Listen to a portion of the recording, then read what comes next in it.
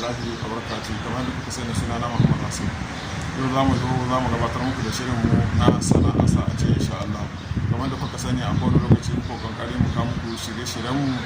masu ƙayatar kamar tawa wajen bangaren sana'a. Kowane lokaci muna kira ga matasa ne da su tashi da su rike sana'a, saboda sana'a sa a ce wanda ya rike sana'a rayuwar shi to ba zai wahala ba insha Allah. Saboda kowane lokaci muna son matasan mu ku tashi ku rike sana'a, saboda sana'a wanda ya rike ta insha Allah ba zai tabbata a rayuwar shi. Idan kuka yi sai zuwa kasashen mu na turi, kasashen mu na waje, Afirka gabaki daya, duk wasu kasashe na duniya kuka sun ci gaba wajen fannin sana'a ce kuka ga suka ci gaba insha Allah. Da hakan ga ku biyo mu cikin wannan shiri namu mai albarka na cikin tashan wannan mai albarka Zabira G24. Ku biyo mu cikin wannan shirin nan ganin jarumin da muka kama ku a na wannan mako insha Allah.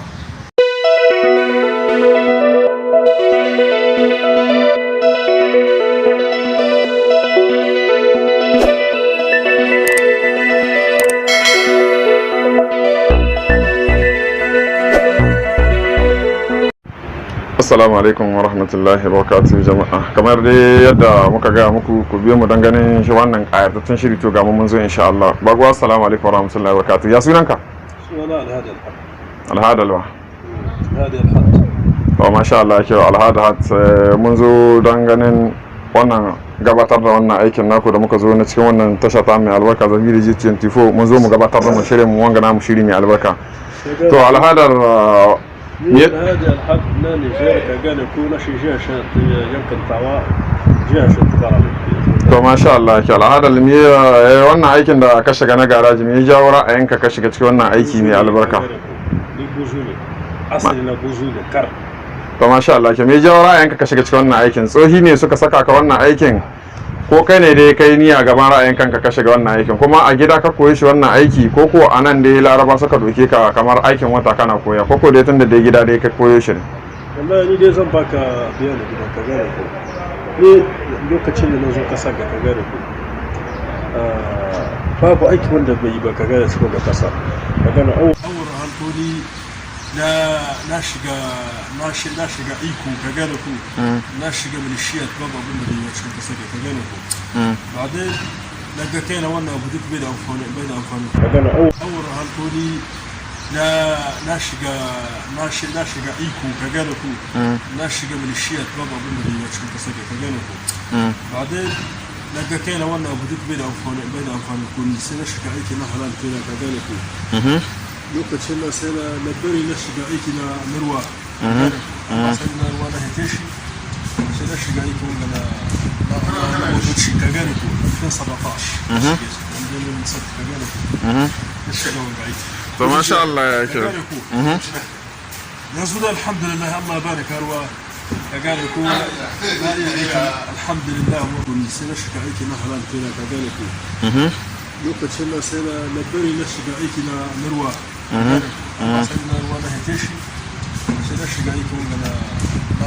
motoci ka gane ko kan 17 wanda ne musa ka gane ko na shiga wanda aiki. To masha Allah ya ke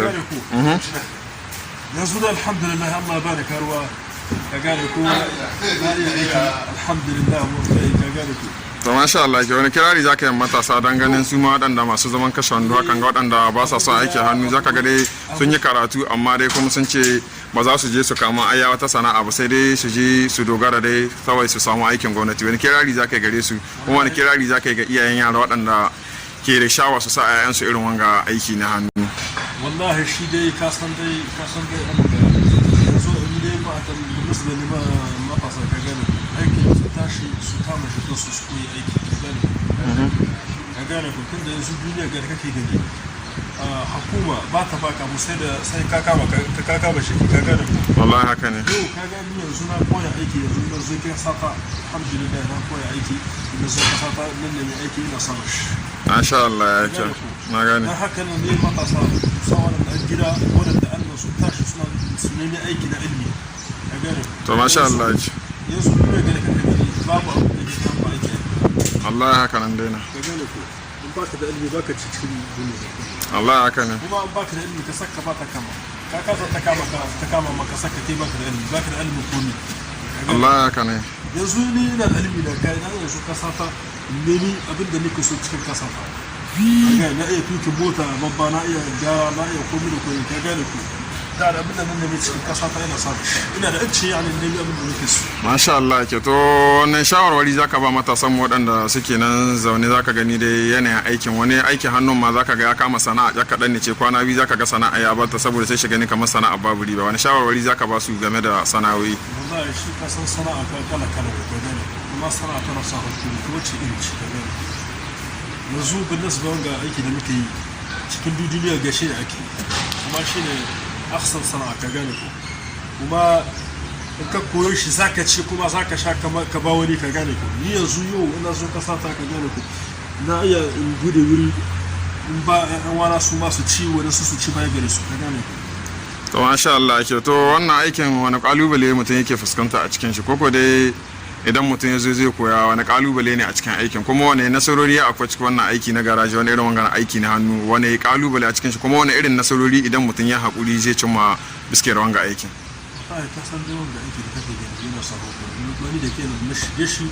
ba iya komi ba ka gane na shige shi da hakuri kuma ka san komi da hakuri da ake yi shi baka da hankuri baka cin gaba ka gane ko Allah haka ne yau na hankuri shekara ta shidda cikin gara shekara babu wani kancin ba abu ka gane ko babu ba hada wanda bai zara ba ka gane na yi yaki yanzu na koyi aiki kuma alhamdulillah yanzu na koyi aiki yanzu kamar mudir ne ka gane ko shi nake ina shidda muharrakat ka gane ko ina shidda muharrakat ana gara su kuma ina hidda gabila tana gara su babu abin da aiki wanda sasi wannan shi ma na hidda shi ka gane ko mai da shi yanzu ko mai wuri shi da kashi da yin mai magana na me yasa haka ne hankuri da ni sai da koyi aiki to masha Allah yake to yanzu wani kira za ka yi da iyayen yara waɗanda an suke shawar su sa yayan su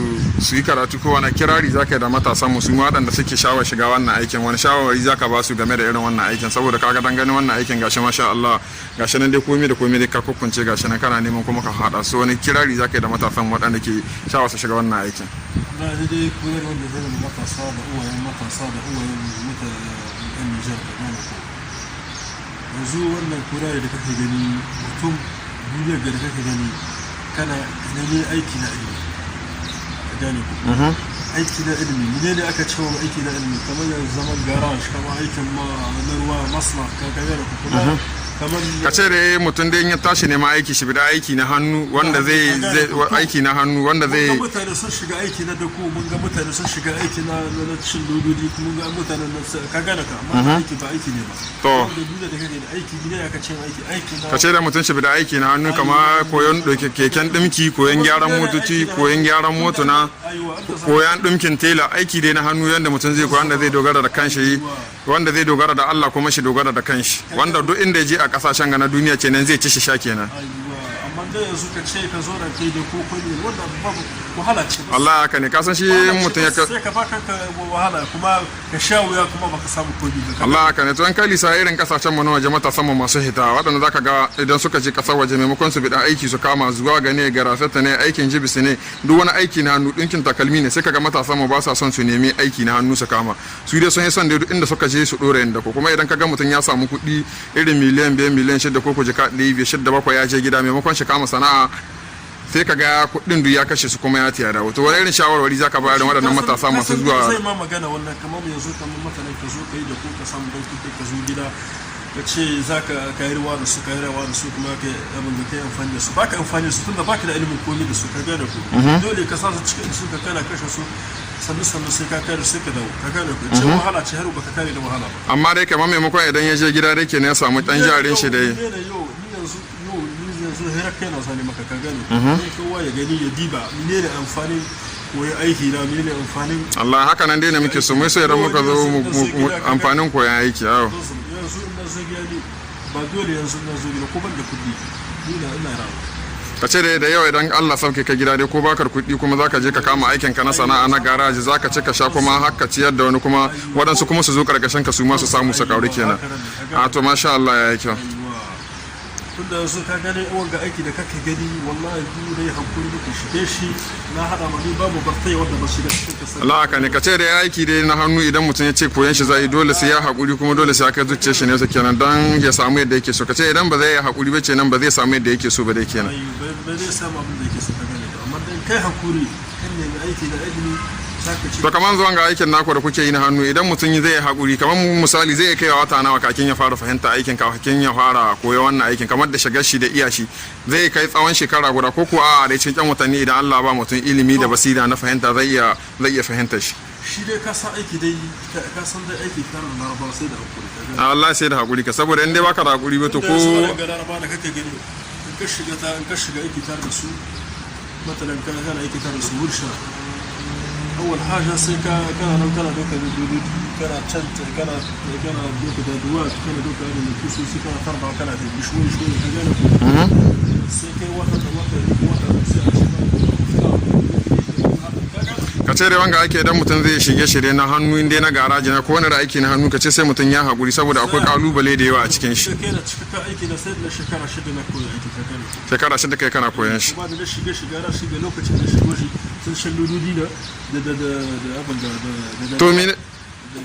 to me ya ja ra'ayin ka shiga wanga aikin tsohi ne kamar can gida suka saka koko dai kai ne dai kaga kana shawar shiga shi abin da ya sa na shiga wanga aiki cin kai na ka gane ko su hina ba su da labari aikin ne da nake cikin kasar ka gane ko Allah haka ne lokacin da na shiga kasar aikin ga dan ba su hina amfani ni ba kai na amfani ba kasa ta amfani ka gane ko Allah haka ne don haka na shiga aiki wanga aiki to masha Allah ya kyau ka ce dai ka ko kada ka je gida dai tsohon kare za su yi alfahari da kai saboda ka zo kasar waje wajen nema ka shiga ka wajen nema ka zo ka nemi aiki na hannu ka kama kuma ba wani dadi za ka ji dadin abin da dadin aiki ka zo ta kasa ka koyi aiki ka zo ka kama kasa wannan shine aka ce ma dadi ne habbul watan to masha Allah ke to yanzu dai daga karshe kana muka ka karshen shirin daga karshen zuwa ni kiri zaka yi da masu kuɗin mu da shugabannin nan waɗanda ya kamata a ce sun taimaka ma matasa kamar gida kamar zuga ko ire-iren ku kun zo kun nemi aiki kun iya to ta kan yi wani bai da wurin da za a je kama aiki to wani kira za ku yi da gwamnati da masu kuɗi dan ganin sun taimaka muku kun je kun buɗe wuri naku na kanku ne kuma kun je kuma kun kama aiki saboda idan kuka bude wuri naku na kanku kaga za ku samu matasa waɗanda za su je su nemi aiki a ƙarƙashin ku don ganin kuma kun koya musu su ma sun koma waɗanda saboda kaga ko zuwa bayan rayuwa kun mutu ne za a ɗora alfahari da ku a ce ai mu daga wurin wani muka koyi aiki wani daga wurin wani kenan ka gani za a samu kuma ƙasa za ta alfahari da ku da al'umma da za a samu za alfahari da ku saboda menene kun bar tarihi mai kyau a bayan ku saboda kun koyi aikin hannu kuma kun koyi aikin hannu kuma kuka koya ma dan su kenan ka gani sai kun mutu ne ana yi muku addu'a saboda ba dan kun saboda kun bar aiki waɗanda matasa za su ci su sha su ruha ma kansu asiri kuma iyayensu za su yi alfahari da su da duk wani dan uwana saboda zaman lokacin namun kai sai kaga duk wani ci gaba da aka samu a cikin kasashen mu na waje na Afirka Niger Najeriya duk aikin hannu shine akan gaba aikin hannu da sana'a da sauransu to wani kirari za ka yi waɗanda shugabanni namu dangane za su taimaka ma ire-iren ku ni dai gaskiya turani wanda sai mu ikon mu da hukuma da dole ka gane ku da masu hada a jama'a cikin ƙasa waɗanda an rike da kasa waɗanda suke kira da matasa waɗanda suke kira da talakawa ka gane ku da abu guda da ka so gare su